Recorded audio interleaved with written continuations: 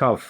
ఇది మనం సాధారణంగా ఎక్స్‌పీరియన్స్ చేస్తూనే ఉంటాం. జలుబు చేసిందనుకోండి, అది ఒక 2, 3 వారాలు ఉంటుంది. అప్పుడు కూడా మనకి చిన్న పొడి దగ్గు గాని, ఏదైనా మైల్డ్ పుటం రావడం జరుగుతూ ఉంటుంది. అది ఆటోమేటిక్‌గా తగ్గిపోతుందండి. Self limiting. కానీ మనం ఎప్పుడు దీన్ని సిగ్నిఫికెంట్‌గా తీసుకోవాలనంటే, ఏదైనా దగ్గు మీకు వచ్చి 3 వారాలకు మించి ఉండడం, ఆ దగ్గినప్పుడు గల్లబడుతూ ఉండడం, అంటే ఒక మీట్లాడేగా గాని, అంటే తెల్లగా లేదంటే పసుపు రంగులో గాని, ఇంకా రక్తం పడుతూ ఉండడం, ఛాతీ నొప్పి, ఇంకా ఆయాసం రావడం, క్రమేపీ బరువు తగ్గిపోతూ ఉండడం.